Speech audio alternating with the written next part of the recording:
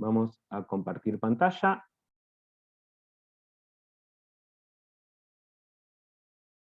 Avísenme cuando aparece. Ahí está. Ahí está. Bueno. Ay, yo justo estaba mirando, profe, chao. Bueno, viene bien entonces. A ver, calculo que todos conocemos a estos personajes, ¿sí?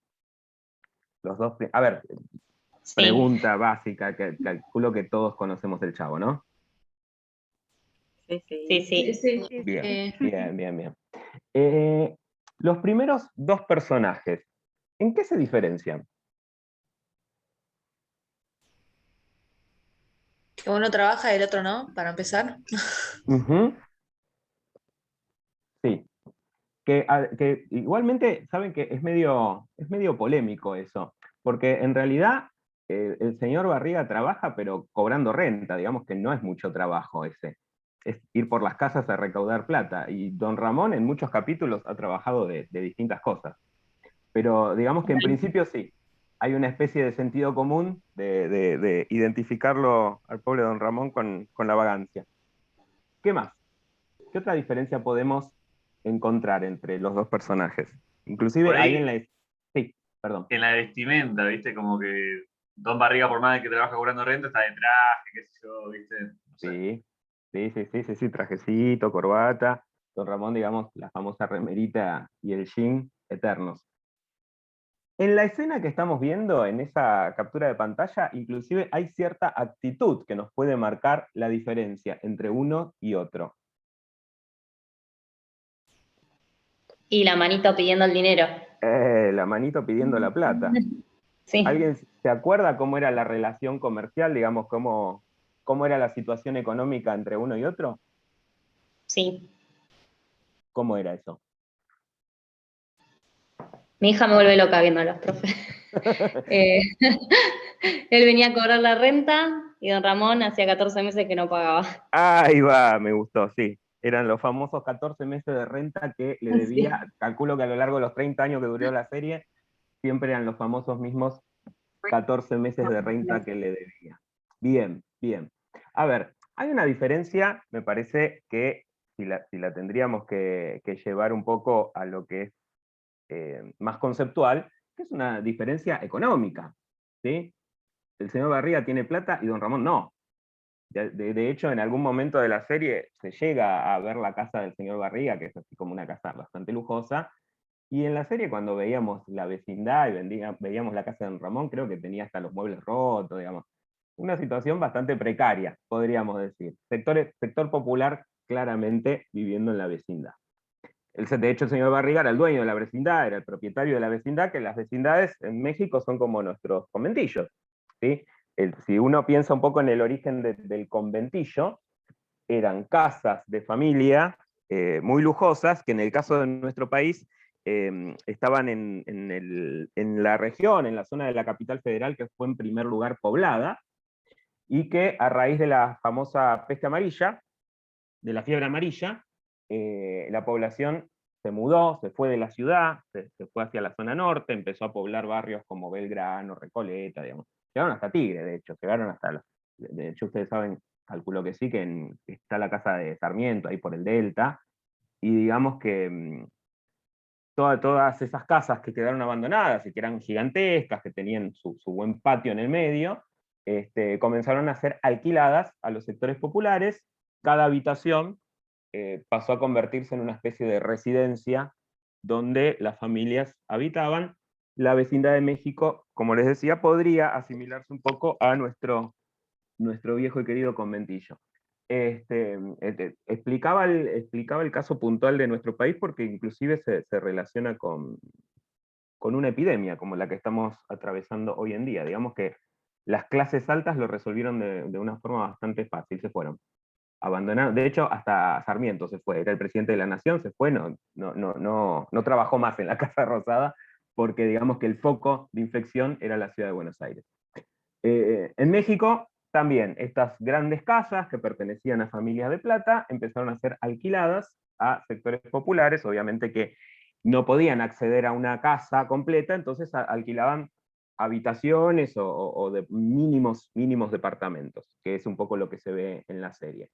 Ahora pasemos a la segunda imagen, que ya tenemos también, me imagino que son personajes conocidos. ¿Cuál sería la diferencia entre doña Florinda y don Ramón? Que ella siempre pagaba la renta. Ujú. Sí, ella pagaba puntualmente. Podríamos decir que tenía entonces un poco más de plata de don Ramón. Por lo que he visto en la serie, era viuda, ¿sí? Entonces cobraría pensión de su marido. ¿Qué otra diferencia podemos marcar entre una y otro? Y como que siempre lo desprecia, algo Y así. las formas de expresarse, de hablar. Ahí va, ahí va. Quizás me animo a decir que la diferencia económica no pasaría por un... A ver, me parece que hay mucha más diferencia económica entre el señor Barriga y don Ramón que entre doña Florinda y don Ramón, ¿sí? Porque de alguna manera ella puede pagar en fecha la renta, pero digamos viven en la misma vecindad, digo, comparten el mismo patio, la misma soga para colgar la ropa, digamos, comparten espacios y comparten mundos sociales. Sin embargo, como ustedes bien dicen, hay una forma de expresión, hay una forma de ver al otro que se puede resumir en este meme. ¿Sí? El latiguillo, no te juntes con la chusma. Para doña Florinda, don Ramón, el Chavo, la Chilindrina, digamos, toda la gente que habitaba doña Clotilde, formaban parte de la chusma, ¿sí? A pesar de que ellos también vivían con la chusma, porque no era como el señor Barriga que cobraba la renta y después se iba a su casa. Es increíble que esté hablando de esto en esta materia, pero bueno, sigamos. Hay un texto, hay un libro que se llama El síndrome de doña Florinda, que intenta hacer un análisis en una matriz o en un marco teórico bastante jaurechiano. ¿Se acuerdan de Jaureche, este intelectual argentino que hablaba del medio pelo y de las onceras y que decía esto de que nosotros muchas veces pensamos que lo de adentro es la barbarie y lo de afuera es lo civilizado? Y en su introducción sobre el síndrome de doña Florinda, el autor dice: puntualmente, doña Florinda, por tener un poco más de dinero en sus bolsillos, gracias a la pensión de viuda de un hombre que eventualmente falleció, bueno, etcétera, asume que pertenece a otro lugar y no a esa vecindad cuyos moradores, salvo ella y su hijo, representan una siempre peligrosa clase baja o chusma. Sigue. Se mueve con aires de superioridad, después de todo tiene televisor, si su hijo quiere una torta de jamón o una pelota, ella puede comprársela y además puede pagar cada mes la renta. Por si no fuera suficiente, nunca, bueno, etcétera, etcétera, etcétera. A ver, me parece que además de la situación económica, que es bastante clara desde el punto de vista del planteo de los personajes, hay otra diferencia importante, interesante, entre, pongamos, don Ramón y doña Florinda, que va más allá del dinero, que de alguna manera se puede llegar a relacionar con lo que plantea Weber en el primer capítulo que nosotros vamos a analizar, que lleva por título La estratificación social, y que habla justamente del estatus. ¿Sí? Weber, digamos que de alguna manera trasciende el criterio marxista para analizar las clases sociales. En parte, este capítulo 2 nos sirve también como repaso del capítulo anterior, del texto que vimos la clase pasada. Recuerden que en el diccionario de política, Bobbio, cuando analiza el concepto de clase, hace referencia a esta diferencia justamente que se plantea entre el análisis de Marx y el análisis de Weber, contemporáneos ambos, digamos, hacia fines del siglo XIX, donde Marx hace un análisis materialista de la clase, solamente, digamos, toma en cuenta el criterio económico, mientras que Weber incorpora otros elementos a la hora de analizar las clases sociales. Y esos elementos se pueden vincular con lo que estábamos viendo, haciendo referencia un poco al Chavo, porque no solamente toma en cuenta la clase, en el sentido duro, que se podría parecer a la definición de clase que hace Marx, sino que también toma en cuenta otro elemento como el poder y otro elemento como el prestigio. Me parece que lo que diferencia, sobre todo, a doña Florinda de don Ramón, desde el punto de vista de doña Florinda, obviamente, es el tema del prestigio, que se relaciona con el linaje, con la educación, con la cultura, ¿sí? Linaje inclusive en el sentido de las relaciones sociales.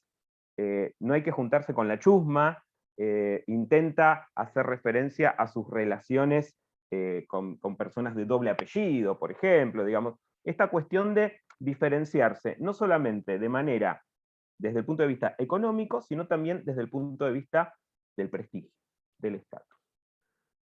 Ahora bien, ¿por qué existen un análisis de clases? Porque existen las clases sociales.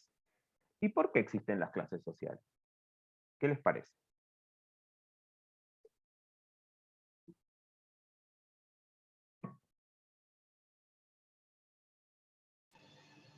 Y yo creo que es un arrastre de la historia. Bien.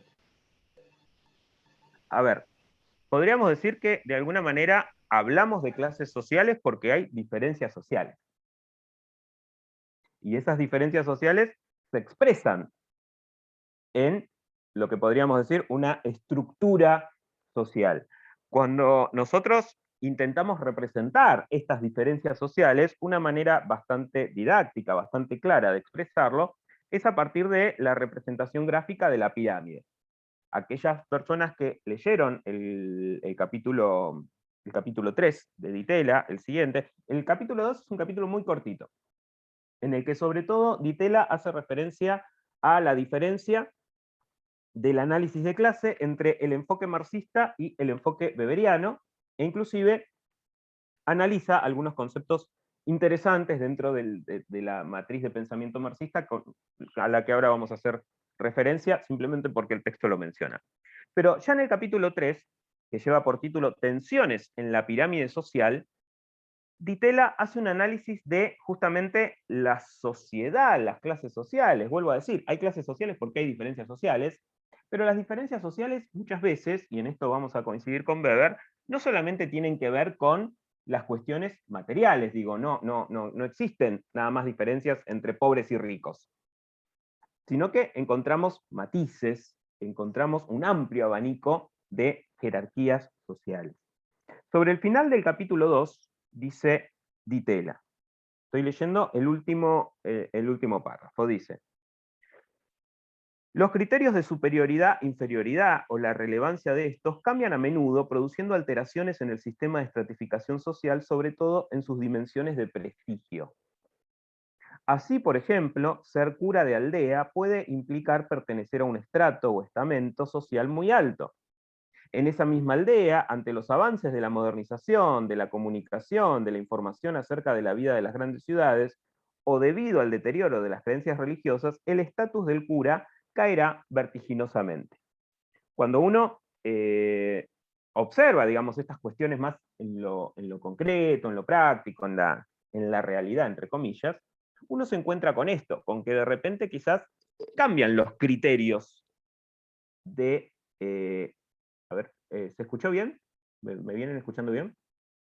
Porque me salió un cartelito del profe. antivirus. Ok. No, salió un cartelito del antivirus y a veces es el que traba toda la computadora. Perfecto. Entonces, decía, uno observa las diferencias de clase, las diferencias de estatus, de prestigio, etc. Y esto es dinámico. Y esto varía de lugar a lugar. Digamos, el ejemplo que da Di Tella es bastante claro. Si bien el texto tiene sus años, está claro que quizás en ciudades del interior o en pueblos más chicos, uno encuentra que hay ciertos personajes que gozan de prestigio a nivel social. El cura, el director o la directora de escuela, el médico, el abogado, que ya cuando avanzamos a lugares más poblados y a lugares, digamos, que podríamos asociar con la modernización de la ciudad, eso se va diluyendo un poco. Digo, hoy por hoy nosotros podemos compartir la cuadra con un médico, con un abogado, con una maestra, con un director de escuela, y sin embargo, son tan respetables como otro vecino, ¿sí? Porque eso varía, ¿sí? Eso va a tener que ver justamente con el contexto, con el entorno. E inclusive la visión de la clase también tiene que ver desde qué clase uno mira, ¿sí?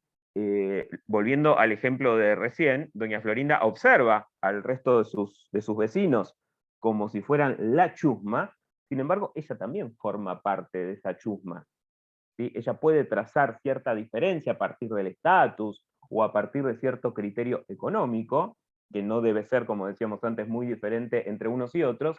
Sin embargo, si lo observa alguien de clase alta, todas aquellas personas que conviven en la vecindad forman parte de la chusma. Entonces, de alguna manera también podríamos decir que clase social es un concepto dinámico, es un concepto que tiene que incorporar distintas variables y que nos sirve de alguna manera para entender la sociedad, ¿sí? Y entender justamente las relaciones entre lo político, lo económico, lo social. Voy ahora a compartir nuevamente pantalla porque quiero que voy a leerles un artículo, así ustedes lo pueden seguir.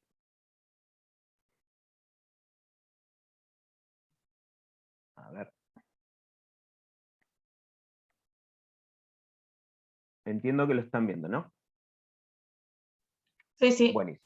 Sí. Es un artículo del año 2012, ¿sí? De febrero del 2012, salió en el diario Página 12, y es sobre una situación de Inglaterra, ¿sí? Por eso dice El Mundo, porque está haciendo referencia a una situación puntual de Inglaterra, y dice lo siguiente. El mundo detrás de la demonización de los chaps se esconde, el mundo, perdón, detrás de la demonización de los chats se esconde una forma de culpar a los pobres por ser pobres. Nuevos estereotipos para promover el ajuste. Las 3 décadas de neoliberalismo marcaron el triunfo de un individualismo que hundió el sistema de valores solidarios de la clase trabajadora. En 1979 había 7 millones de obreros británicos, hoy hay 2,5 millones. O sea que entre el 79, que asume Margaret Thatcher, que es quien impulsa las reformas neoliberales en Gran Bretaña, y 2012, hubo una pérdida de 5 millones de puestos de trabajo, por poner un numerito, menos 4,5. Dice, la demonización de la clase trabajadora británica tiene un acrónimo, indescifrable, CHAPS. Nadie sabe qué significa, pero en páginas web, en programas televisivos y en análisis mediáticos populares o serios, entre comillas, sirve para estigmatizar a los jóvenes que viven en viviendas municipales y tienen un tipo específico de acento o aspecto físico.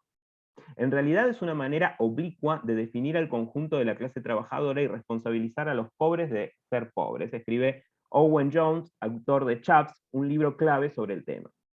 En medio de la actual crisis, la justificación cae al dedillo. La pobreza no se debe a los problemas de la economía, sino a las fallas del propio individuo o de su familia, a los hogares dislocados, a la falta de ambición o inteligencia.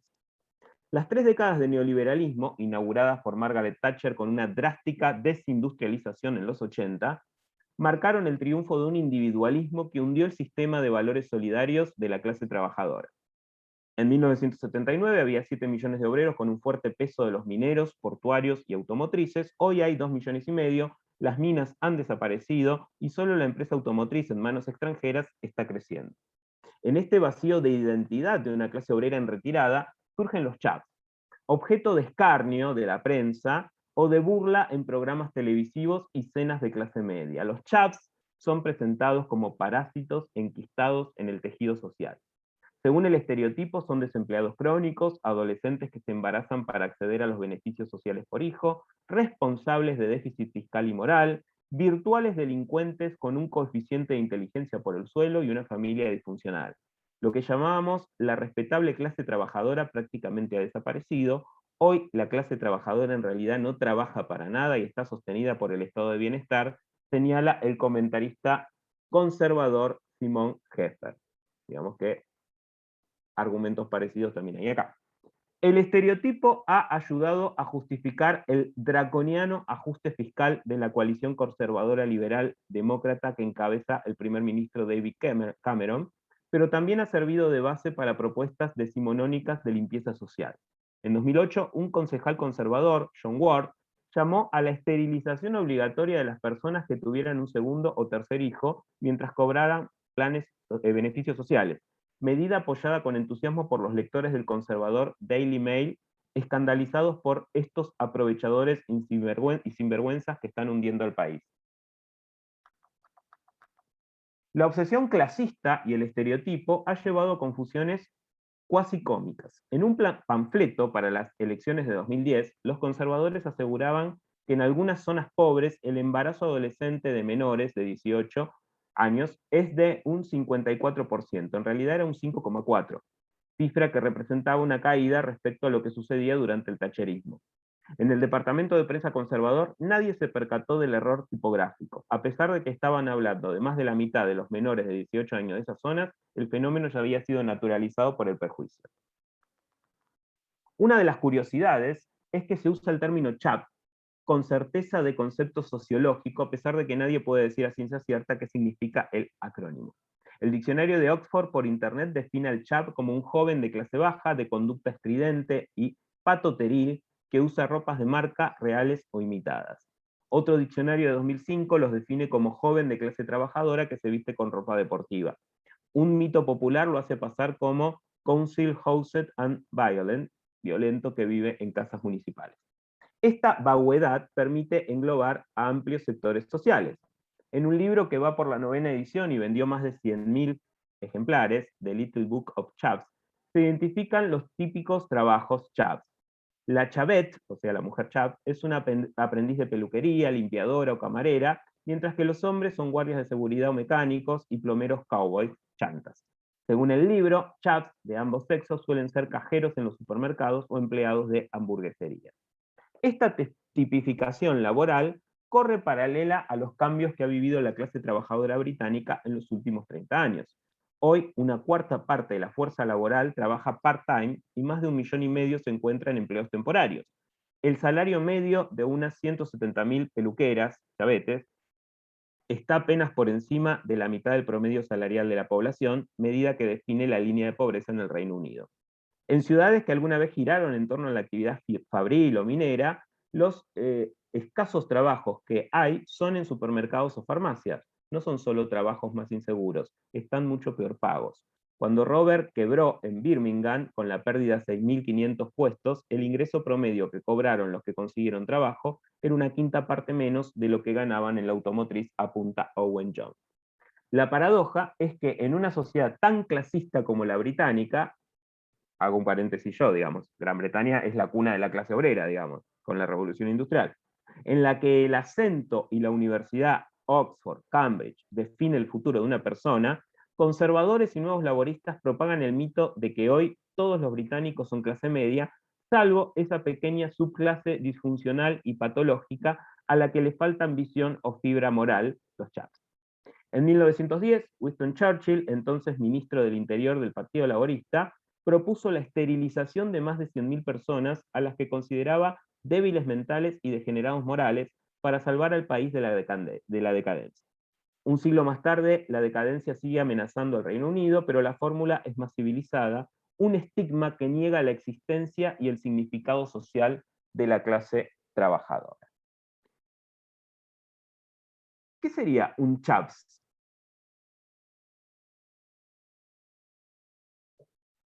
Un turro. Ahí va, sí. Segura escucho elegante. Sí, Elegante 420. claro, algo así. Bien. Y usa la ropa deportiva y seguramente además de turro, es un planero. ¿Sí? Porque además seguramente vive del Estado. A ver, me interesó esta nota que ya tiene sus años, porque de alguna manera describe una situación que es conocida por nosotros. A ver, lo mismo que de alguna manera quizás funciona el estereotipo en Gran Bretaña, esto ya pasaba en 2012, hoy con el gobierno conservador en el poder se ha incrementado, digo, porque más allá de la pandemia, lo cierto es que el gobierno británico profundizó, digamos, este proceso de desindustrialización. Digamos, en parte la salida de Gran Bretaña de la Unión Europea tiene que ver con eso, ¿sí? Tiene que ver con que sentían ellos que en esta sociedad con Alemania, con Francia, con las potencias continentales, no beneficiaban a su economía, y de alguna manera hay un ocultamiento a través del estereotipo. Es decir, un poco lo que explica el Marcelo Justo en la nota, que es culpar al propio pobre de su situación ocultando la situación estructural. ¿Sí? Hubo un modelo de acumulación implementado a partir de la década del 80, años 79, a partir de la década del 80, con Margaret Thatcher al poder, que llevó a Gran Bretaña a un proceso de desindustrialización. Una consecuencia absolutamente clara de ese proceso de desindustrialización es que desaparezcan puestos de trabajo. Si cierran las fábricas, va a haber un montón de gente que se va a quedar sin trabajo. Digo, en los 90 hubo mucha producción cinematográfica británica, justamente a la situación social por la que atravesaban. ¿Sí? El cierre de las minas, el cierre de distintos puestos de trabajo que llevaba a que la gente tuviera que empezar a rebuscársela de otro lado. En una parte de la nota dice, el mito de que todos pertenecen a la clase media, de que todos son clase media, como para también decir, bueno, esta problemática no tiene que ver con la sociedad entera, ¿sí? Sino que tiene que ver con un sector, que es este sector que es vago, vive de planes sociales, y de alguna manera se la pasa todo el día fumado y escuchando legal. Entonces, de alguna manera, fíjense cómo en una serie mexicana de los 70, en la sociedad británica allá por el 2012, y en nuestra sociedad actual, el tema de la estructura social, el tema de la estratificación social, es algo que está presente. Y es algo que habla justamente de las desigualdades sociales, que, vuelvo a decir, es una simplificación de la problemática responsabilizar a la persona. Porque si no, digamos, el secreto para dejar de ser pobre es, en principio, plantearse, bueno, yo quiero dejar de ser pobre, a partir de ahora quiero ser rico y quiero vivir en Nordelta con los carpinchos. A ver, no es tan fácil, ¿sí? No es tan fácil, porque de alguna manera las estructuras económicas son estructuras en las cuales no todos tenemos las mismas oportunidades. Y esto va un poco contra el discurso meritocrático, ¿sí? En algún momento lo mencionamos en problemática. Esta cuestión de que todos tenemos las mismas oportunidades. Evidentemente no todos tenemos las mismas oportunidades. Y por más que uno se esfuerce muchísimo y ponga todo de sí, también tienen que ver las cuestiones estructurales para que uno alcance cierto espacio, cierta posición, ¿sí? Porque hay gente que la carrera la empieza con ciertas ventajas, ¿sí? Entonces, yendo un poco al capítulo, ¿algún comentario respecto a la nota o lo que estábamos charlando? ¿Algo que se les ocurra, que quieran decir? Mientras tomo un mate, estoy haciendo silencio, tampoco está. No, fue como muy explícita, Ujú, demasiado. ujú. Sí, sí, sí. Es bastante explícita y además me parece bastante completa, primero porque da un panorama de lo que sucedió en Gran Bretaña a partir del tacherismo, pero también de cómo actúan otras clases sociales. Digo, estos estereotipos son reproducidos por doñas Florindas. Las doñas Florindas británicas también de alguna manera se deben referir a los chaps como la chusma, ¿sí? A estas personas que están obviamente flexibilizadas desde el punto de vista laboral, que tienen bajos salarios, que tienen malas condiciones de trabajo. El rol de los medios de comunicación también es muy importante, ¿sí? En este sentido, hay una referencia clara a un comunicador de la televisión británica que, digamos, plantean situaciones extremas, esto de esterilizar a los hombres, es bastante fuerte, pero bueno, a ver, son situaciones que tienen que ver justamente con el estereotipo, con, como dice la volanta de la nota, la demonización de estos sectores sociales. Que como decíamos antes, que existan estas distintas, que exista esta estratificación social, justamente lo que está hablando es de las diferencias sociales, ¿sí? Nosotros tenemos una forma bastante clara de identificar las diferencias sociales al hablar de clase alta, media y baja. Y decíamos antes, lo representamos en pirámides de población, donde la clase alta ocupa la cúspide, la clase media el sector intermedio y la clase baja la base, y justamente tiene forma de pirámide por el número. Claramente los sectores privilegiados, los sectores altos, tienen un menor número que los sectores más bajos. Pero antes de pasar a este capítulo 3, me gustaría hacer un mínimo repaso de los contenidos, o por dónde transita Di Tella en el capítulo que titula Estratificación social. En principio nos dice que la pirámide es una forma de representación social y que él diferencia dos grandes enfoques a la hora de identificar y a la hora de referirse a la pirámide social. Miren que comparto pantalla para ver también algún dato de Di Tella, para ver Torcuato Di Tella.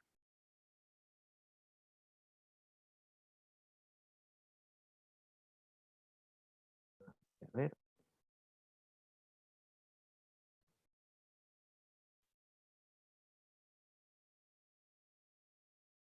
Estratificación social y tensiones en la pirámide social. Ahí lo tenemos a Torcuato Di Tella, ya fallecido. Torcuato Di Tella, ingeniero,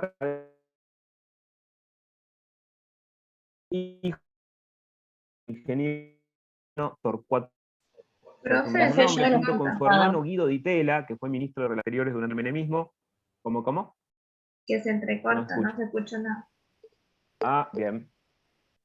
Ahí está bien. Volvió la... Ahí se escucha bien. Perfecto. Sí, sí. Bien.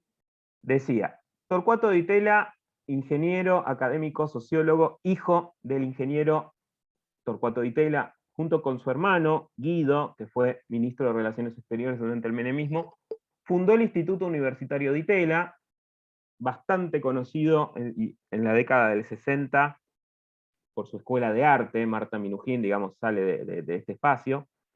Torcuato, el autor del artículo que vamos a leer, de los capítulos que vamos a leer, ocupó el cargo de secretario de Cultura de la Nación entre el 2003 y el 2004. Fue nombrado en 2010 como embajador argentino en Italia, cargo que ocupó hasta el momento de su muerte. Tiene una extensísima obra, ¿sí? Él era titular de la cátedra Di Tella de Sociedad y Estado en la Universidad de Buenos Aires, y plantea teorías respecto a la estratificación social. En principio, diferenciando la postura de Marx de la postura de Weber. Dice Marx, el factor principal para la estratificación social era la riqueza. La economía es materialista, se centró en el control de los medios de producción. Es decir, ¿qué rol ocupa una persona dentro de la estructura económica a nivel social? ¿Sí? ¿Qué hace una persona? ¿Es propietaria de los medios de producción o no es propietaria de los medios de producción y por ende debe vender su fuerza de trabajo? Desde el punto de vista de Weber, en cambio, los factores principales de la estratificación social son la economía, el poder y el prestigio. Por ende, es idealista, ¿sí? No se ajusta, digamos, a un criterio materialista, sino que tiene que ver justamente a partir del análisis de ideas, conceptos. Se enfoca en el mercado. ¿Cuánto consigue una persona? Weber, recuerden que formaba parte de la escuela liberal alemana, ¿sí? La escuela idealista, la escuela liberal alemana. Vamos a ver una imagen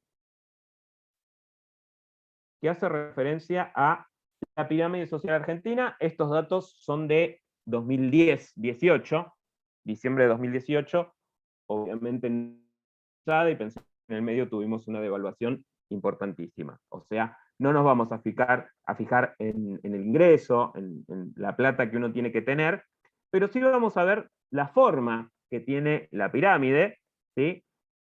Y esta demarcación o esta diferenciación entre clase alta, clase media baja, clase baja superior y clase baja, y de alguna manera línea que atraviesa la clase baja, que es la línea de pobreza. ¿Sí? Hoy los índices de pobreza, digamos que son más altos, ¿sí? Pero que marcan justamente si una persona puede acceder a determinados bienes, se puede satisfacer sus necesidades, etcétera, etcétera.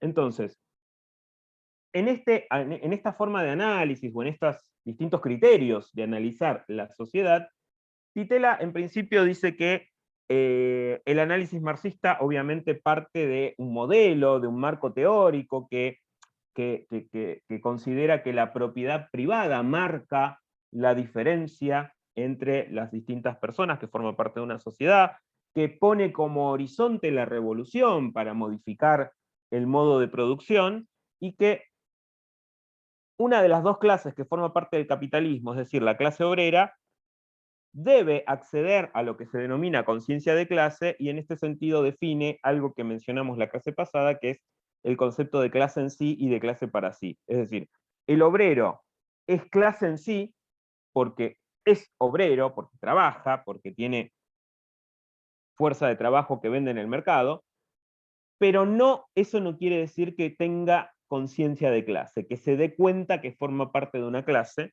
y cuando se da cuenta que forma parte de una clase y que tiene intereses contrapuestos a la otra clase social, que es la clase dominante, es justamente cuando adquiere conciencia de clase, ¿sí? De alguna manera uno podría decir, doña Florinda no tiene conciencia de clase, porque ella pertenece a los sectores populares, pero no se da cuenta que pertenece a los sectores populares. De hecho, ella debe pensar que comparte intereses con las clases altas de México, y sin embargo, su situación material es similar a la de sus vecinos, a los que ella denomina la chusma. ¿Se entiende esto? ¿Se escucha? ¿Se entiende? ¿Vamos bien? Sí, Más o profe. menos, profe, me quedó una duda porque entre que leí el texto de en sí y para sí, es Sí, como, por ejemplo, si doña Florinda tendría como una perspectiva sí. y no se da cuenta que es de clase baja, digamos, Sí. y como que no entiendo muy bien. Bien. Por eso, preguntaba porque volvemos. En realidad, lo que está haciendo Marx es hablando de la clase obrera. En este sentido, son personas que tienen determinada rutina, determinadas actividades.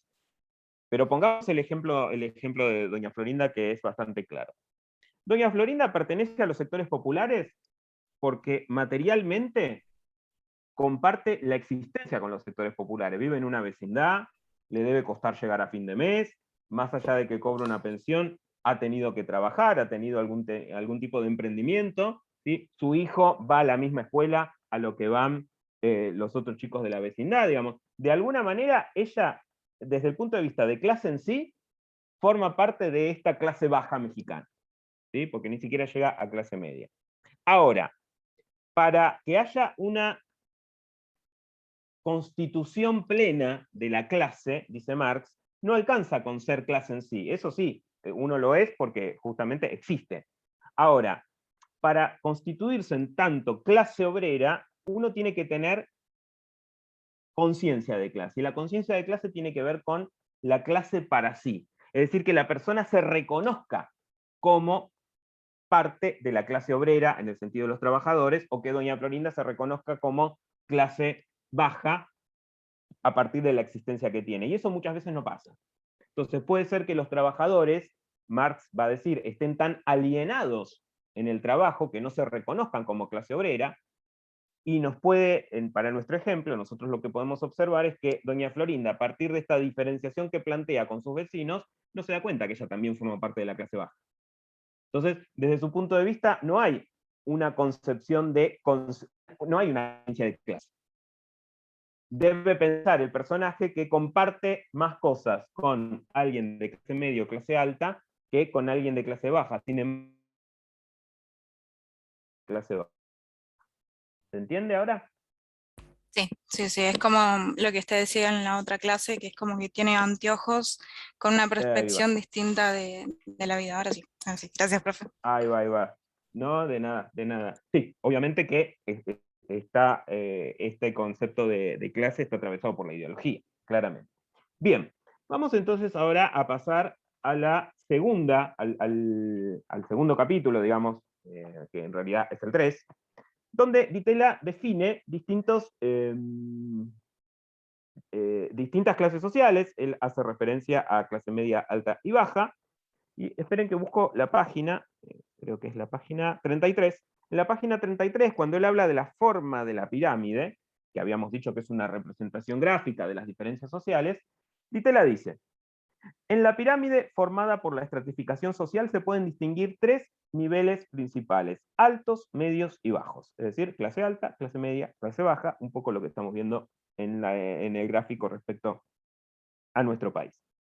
Dice, el nivel superior incluye a la alta burguesía y los burócratas y administradores de mayor jerarquía, públicos o privados. Este es el sector dominante en una sociedad y está formado en general por menos del 10% de la población, para dar solo una cifra estimativa del orden de magnitud del grupo humano en cuestión. Ese grupo de por sí solo no puede ejercer con facilidad su hegemonía sobre la sociedad si no cuenta con algún apoyo importante dentro del siguiente nivel. Es decir, pensemos que es un grupo minoritario, ¿sí? La clase alta, de hecho, Ditela en su modelo propone un 10%, fíjense que en esta pirámide, que es producto de una consultora con datos del INDEC, tenemos un 5%, o sea, es una minoría, pero ahí, a ver, no está el vecino rico de nuestra cuadra, ¿sí? Ahí está la clase alta, pero alta en serio, por decirlo de alguna manera. Ahí está la clase que vive en Nordelta, la clase que vive en Recoleta, la clase que vive en Puerto Madero, digamos. Es lo que desde la sociología se suele identificar con ABC1, ¿sí? Que tiene determinado nivel de ingresos, que obviamente es altísimo, y que le permite acceder y vivir de una forma distinta a la de las otras clases sociales. Ahora, es bien claro y está buenísimo lo que plantea Ditela en el sentido de que, al ser minoritaria, esta clase, que suele ser la clase dirigente, va a necesitar de las otras clases para que apoyen su proyecto, su hegemonía, su poder. ¿Por qué? Porque siendo minoritaria, digamos, si solo gobierna en favor de sus intereses y el resto de las clases se dan cuenta, a ver, el modelo democrático es bastante claro. Si el modelo democrático fuera mecánico, todos los gobiernos responderían a intereses de los sectores populares, porque los sectores populares son más. Fíjense cómo la clase baja, nada más, en este modelo que tenemos, es el 50%. Supongamos que la clase media baja también, que comparte muchos de sus intereses con la clase baja, la sumamos, tenemos un 78%. Si aplicamos un criterio democrático y se votaría, digamos, en función de la pertenencia social, solo habría gobiernos que responden a los intereses de los sectores populares, de las clases bajas. Sin embargo, acá entra en juego el concepto de hegemonía, ¿sí? Es un concepto que desarrolla Gramsci, Antonio Gramsci, un filósofo italiano, en el cual dice que los que mandan, mandan, pero de alguna manera convencen al resto de que está bien que manden, ¿sí? La hegemonía tiene que ver con el poder de mando, con la dominación, y con el consenso en torno a esa dominación. ¿Y de qué manera se genera ese consenso? Bueno, a partir de la ideología. Lo que hace que doña Florinda vote a proyectos que responden al 5% y no a proyectos que quizás representen al 30 o al 20 de abajo, tiene que ver con que doña Florinda se pone sus anteojos ideológicos y ella siente que tiene más que ver con alguien de clase alta que con alguien baja. Y eso es lo que hace que, entre otras cosas, identifique como chusma a sus vecinos y con, digamos, personas con las que comparte clase social. Sigo leyendo respecto... Ah, sí, Lucas. No, que cuando vimos el texto de los chaps, vio que comentaba como que cada uno era culpable de su situación y demás, Sí, sí, y me hizo acordar a la película de Michael Moore, la que vimos en el otro Cuatri, sí. que la gente que era despedida la gente que protestaba ahí frente a un edificio, no me acuerdo bien cómo era, decía, esto es que te hacen creer que puedes conseguir la zanahoria, qué sé yo, que cada uno genera su propio éxito, que como que en algún momento el capitalismo te individualiza de forma tal que vos crees que si haces las cosas bien, bueno, vas a poder ser exitoso, vas a poder ser parte de la clase alta. Y esto parecería como que tipo, tiene un poco que ver en el hecho de que al estar uno sumergido todo el tiempo en este estilo de vida, uno representa el éxito con el dinero, con lo demás, y como que, bueno, quizás uno si tienes suerte o demás, o lo que fuere el factor, o sea, vas a poder formar parte de esa clase alta. Entonces, para mí, quizás eso tiene que ver con la gente que no responde a la clase que pertenece realmente, porque, y quizás, no sé, si sigo los consejos de tal político que representa una parte tal, y mi situación mejore y yo también pueda formar parte, me parece que tiene un círculo que ver como todo con eso. Sí, sí, sí, sí, totalmente. Digamos, la zanahoria funciona en ese sentido. Vos perteneces a determinada clase social, pero podés llegar a formar parte de la otra clase social. Digo, a ese 5% es muy difícil que llegue alguien del 20, del 30, del 28, y podríamos decir que hasta del 17. Es muy difícil ingresar ahí, porque de alguna manera algo que caracteriza sobre todo al capitalismo en esta etapa más globalizada es la brecha social. Los ricos se hacen mucho más ricos y los pobres se hacen mucho más pobres, y ahí está la clase media, digamos, peleándola de alguna manera. Y por otro lado, esta cuestión a la que vos hacías referencia de la zanahoria, fíjense que muchas veces se hace referencia a, bueno, pero si uno se esfuerza, digamos, y se da el ejemplo de Bill Gates y de un par de estos mega supermillonarios que dice, empezaron en un tallercito o en un garage ahí perdidos en algún estado de Estados Unidos y hoy son grandes magnates. A ver, en principio hay cuestiones estructurales que obviamente contribuyeron a que estas personas pudieran pegarla, digo, Elon Musk o Bill Gates o quien se nos ocurra. Pero por el otro lado también, pensemos que esos ejemplos, ¿cuántos son? 5, 6, 8. ¿Cuántas personas hay en el mundo? Digo, si lo hacemos por comparación, a ver, es bastante difícil que cualquiera de nosotros en nuestro garage lleguemos a, emprendamos algo y lleguemos a entrar dentro de este famoso 5%. Porque justamente la estructura social tiene esta forma, y por el otro lado, lo que decíamos antes, esta clase alta necesita generar consenso, necesita generar hegemonía, porque desde el punto de vista mecánico de la democracia, son minoría. Ahora, son minoría, pero están al frente de la gran mayoría de los países, me animo a decir, de todos los países del mundo. Entonces, son proyectos que de alguna manera generan hegemonía y cuentan con el apoyo en otros sectores sociales. El texto de Di Tella, de hecho, lo dice explícitamente. Necesitan el apoyo dentro del siguiente nivel, que son las clases medias. Puede ser que las clases bajas, ¿sí?, en algún momento apoyen a ciertos proyectos vinculados con los sectores altos. Sin embargo, la propia existencia de los sectores bajos hace que muchas veces no sea permeable el discurso. Digo, no sé si están viendo Ocupas o si vieron Ocupas. Hay una muy buena, hay una muy buena representación de los sectores populares ahí, ¿sí? Y de que la existencia misma de estos sectores populares, o inclusive en la película que vimos el día lunes, ¿sí?, Pista y Rey Faso, en esa representación de los sectores populares, uno ve que esos sectores populares no se identifican claramente con el que tiene guita, ¿sí?, con el que tiene plata.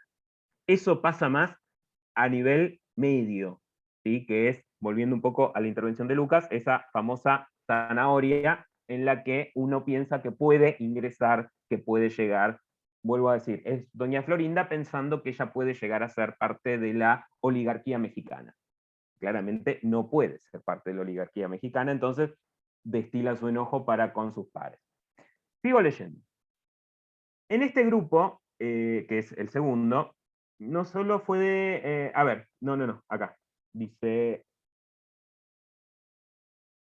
las clases medias, ampliamente consideradas, tanto urbanas como rurales, son propietarios medianos y pequeños, funcionarios, empleados semi-jerarquizados, vendedores, capataces, supervisores en general, comerciantes al por menor, artesanos con taller propio, chacareros. Todos estos pueden, en un país próspero, fácilmente llegar al 30% o más de la población. Todos estos pueden, en un país próspero, llegar al 30% de la población, que, unido al sector alto, antes mencionado, forman casi la mitad total. Es decir, todo este sector, este 30% o un poquito más de la clase media, puede llegar, junto con los sectores altos, a formar parte de este 50% de la población, y después tenemos a los sectores bajos. Finalmente, el sector más bajo está formado por la clase obrera manual, tanto urbana como rural, campesinos y artesanos pobres, el sector más bajo de los trabajadores por cuenta propia y marginales diversos. Muchos empleados de oficina y vendedores están en una posición muy cercana a esta clase, a la que denominaremos en general popular. Es decir, son los sectores populares. Ahora bien, para poder establecer un orden, una dominación, los sectores de las clases altas, digamos, los sectores dominantes, deben recurrir a la represión, por un lado, obviamente como cualquier sistema de dominación, pero también al control cultural, ¿sí? A lo que hacíamos referencia recién, a, de alguna manera, establecer cierto mecanismo de dominación hegemónica que haga que se acepten ciertas condiciones.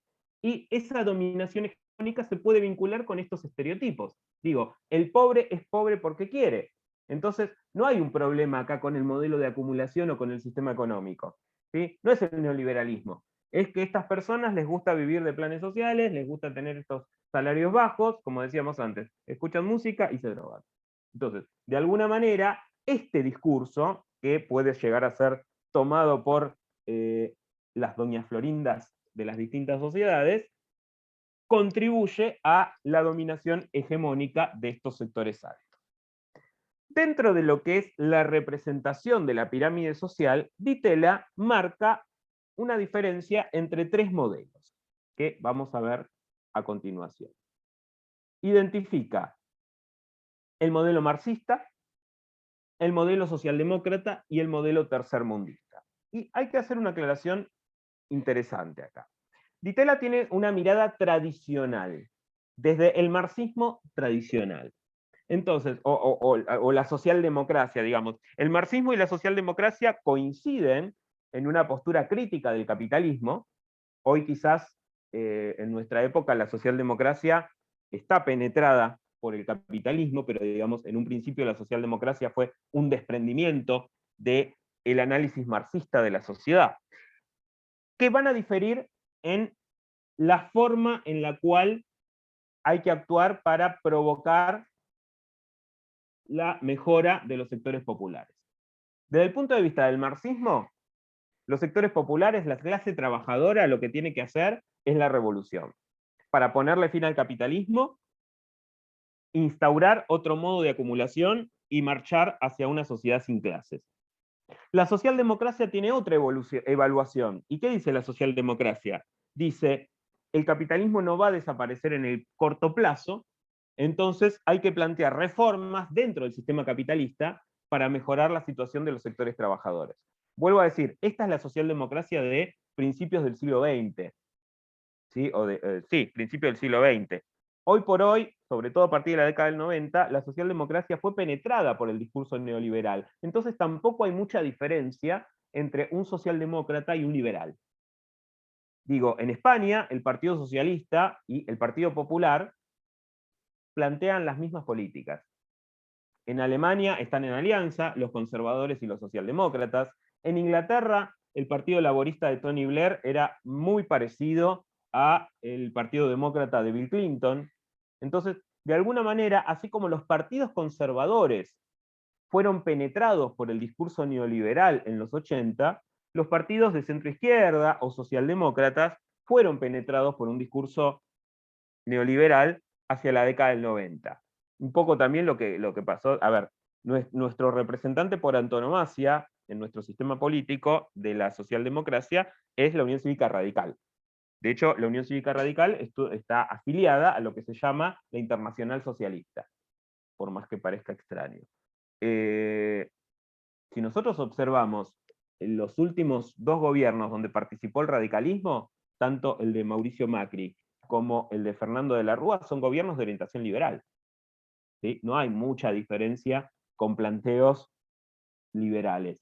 A ver, Domingo Cavallo fue ministro de Carlos Menem, liberal, y gobierno de orientación liberal o neoliberal, y fue ministro de Fernando de la Rúa, antes del estallido del 2001 y del Corralito y de toda esa historia. Y el gobierno de Mauricio Macri, del cual fue parte la Unión Cívica Radical, también tuvo una orientación liberal. Entonces, de alguna manera, la socialdemocracia hoy por hoy adquiere una ubicación más hacia el liberalismo. Sin embargo, en el momento en el que Di Tella construye estos modelos, la diferencia del liberalismo, ¿sí? Y también, como decía, va a tener una posición crítica de los gobiernos llamados populistas, tercermundistas, que es la crítica clásica desde los sectores socialdemócratas o desde los sectores marxistas. Pero bueno, ¿hasta acá se entendió esto que dije? Sí, profe. Bien. Sí, profe. Vamos al análisis de las pirámides. La primera pirámide es la pirámide marxista. Nosotros en las tres pirámides observamos clase alta, media y baja. En la pirámide marxista tenemos un sector, digamos, anulado, que es el de la clase media, y unas flechitas rotas. Esas flechas rotas indicarían la imposibilidad de ascenso social. Hay una frustración en los sectores bajos y en los sectores medios para que exista posibilidades de mejoras en sus condiciones materiales. El circulito que tenemos ahí, a ver, esperen que creo que tengo la imagen. No. Pensaba que la tenía escaneada del libro. El circulito que tenemos ahí, el óvalo que tenemos en la clase baja, indicaría que hay cierta organización de los sectores trabajadores. Entonces, frente a la frustración en la posibilidad de ascenso social, a la anulación de la clase media, que es esta clase que muchas veces le da sustento a las clases altas, y a la organización de los sectores trabajadores, que se pueden organizar porque tienen conciencia de clase, esta pirámide marxista propone una solución revolucionaria. Es decir, frente a esta situación, el movimiento obrero va a plantear la anulación del sistema, la transformación radical del sistema, porque es un sistema en el cual sus condiciones llevan a la pauperización, llevan a la marginalidad, llevan a las malas condiciones de vida. Entonces, la pirámide marxista propone una salida revolucionaria. Si vamos a otra situación, que es la de la pirámide socialdemócrata, vemos que la realidad, la situación material es distinta. ¿Por qué? Porque esas flechas que no están quebradas indican posibilidades de ascenso social. Y porque además hay organización dentro de los sectores populares, dentro de las clases trabajadoras. Profe, Entonces, sí, ¿quién propone la pirámide marxista? la revolución. La respuesta a una situación como la que plantea una pirámide marxista es la revolución. Ahora, en una situación en la cual los sectores tienen posibilidades de ascenso social, tienen organización, hay una fuerza dentro de lo que es la clase media, ahí lo que vemos es que no van a querer romper el sistema, no van a querer transformar el sistema, van a querer incorporarse dentro del sistema. Entonces, la respuesta de la pirámide socialdemócrata va a ser la reforma. Plantear reformas que mejoren la vida de los sectores trabajadores. Es un modelo claramente parlamentario, por ejemplo, o un modelo que apuesta a propuestas electorales que mejoren las condiciones de vida de los trabajadores dentro del sistema capitalista. Finalmente, y acá es donde yo les decía que Di Tella tiene cierto prejuicio a la hora de analizar la situación en América Latina.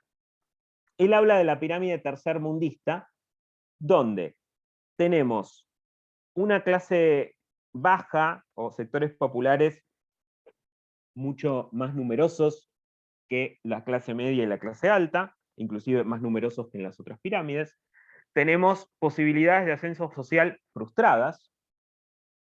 Entonces lo que él va a decir es, en este tipo de pirámides, de la tercermundista, no se da una situación como la marxista en la que se va hacia una revolución, ni se da una situación como en la pirámide o en el modelo socialdemócrata en el que se propone la reforma, sino que en la pirámide tercermundista, por sus propias características, lo que va a pasar es que alguien representante de las clases altas va a lograr motorizar el apoyo de las clases bajas, imponiendo un régimen que él menciona o él define como populista.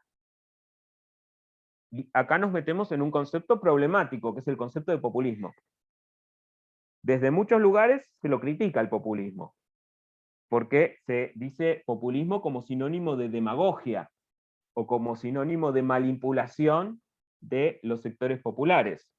De hecho, Ditela, en este sentido, avanza hacia la diferenciación entre movilización y movilizacionismo. Dice, una cosa es la movilización social, que es autónoma. La movilización social parte del pueblo. Es el pueblo que se moviliza en defensa de sus intereses, en defensa de sus derechos, en defensa de su situación material. Es distinta al movilizacionismo, que es propio de la pirámide tercermundista o populista, que es donde alguien manipula a estos sectores populares para quedarse con el poder. Decía que esto es polémico porque otros autores van a criticar esta postura más tradicional, y lo que van a decir en realidad es que el populismo es un fenómeno mucho más complejo, en el cual no hay por qué negar el interés de los sectores populares. Si los sectores populares eligen seguir determinado proyecto, puede obedecer no a un engaño o a una manipulación, sino a entender que ese proyecto defiende sus intereses. Ustedes saben que hay un debate muy interesante respecto al origen del peronismo en la década del 40. Y la visión tradicional, que es la de un sociólogo que se llama Gino Germani, del cual es discípulo de Ditela, dice que hay una manipulación de Perón respecto a los sectores populares que se aprovechó justamente, que se aprovechó de esos sectores populares porque no tenían experiencia obrera. Los obreros que llegan a la ciudad de Buenos Aires y al conurbano en la década del 30 son obreros del interior de nuestro país. Entonces no tenían tradición obrera como los obreros que habían llegado a fines del siglo XIX. Es decir, no eran ni anarquistas, ni socialistas, ni nada. Entonces, a partir de esa falta de experiencia, un militar, salido de las clases altas como Perón, logra construir un proyecto personal y moviliza a esos sectores para justamente constituir un orden populista.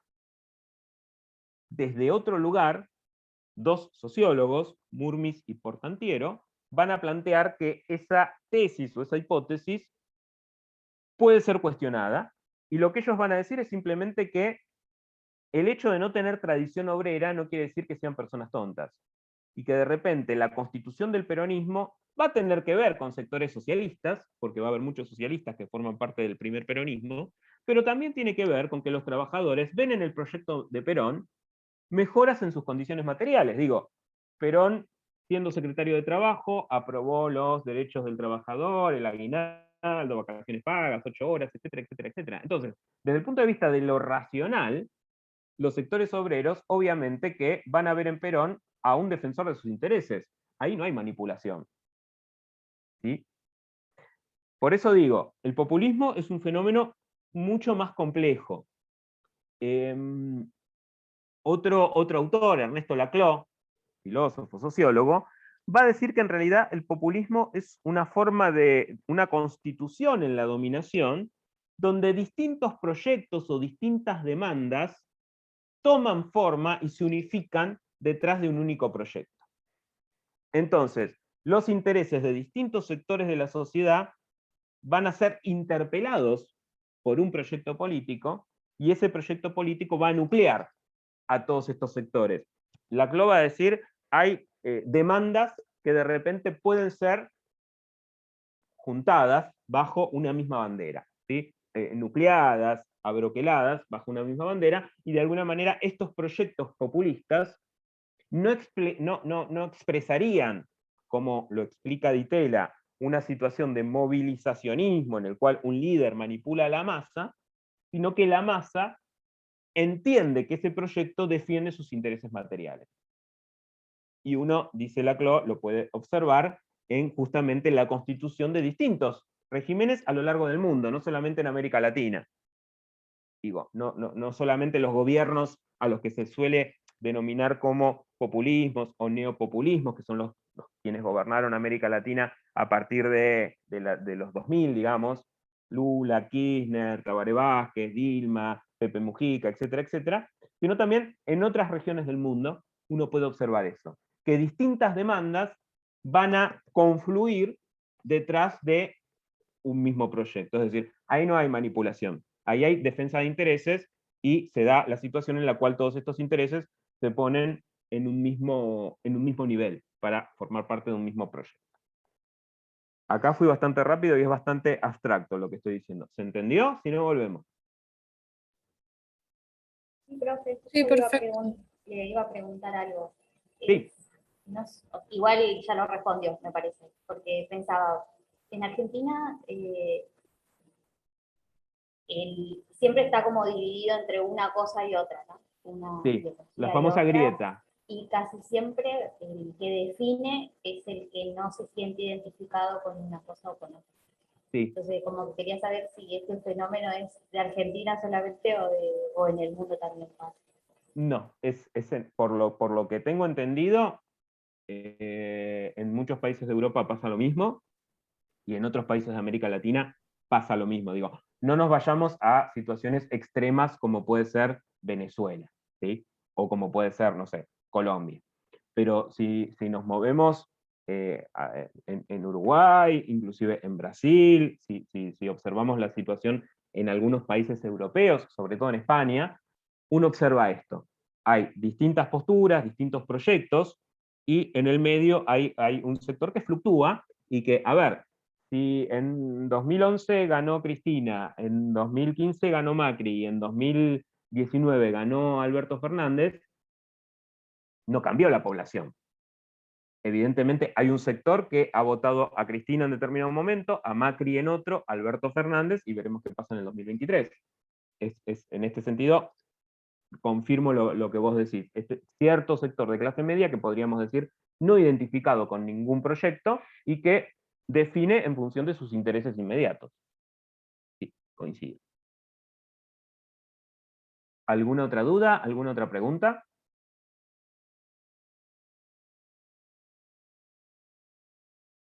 Bien. Vamos entonces cerrando. ¿Alguna duda o pregunta respecto a capaz algún tema que charlamos al principio y que quedó así como en el camino? Digo, no solamente esto último que estamos charlando. De lo anterior, alguna parte puntual del texto que no se haya entendido.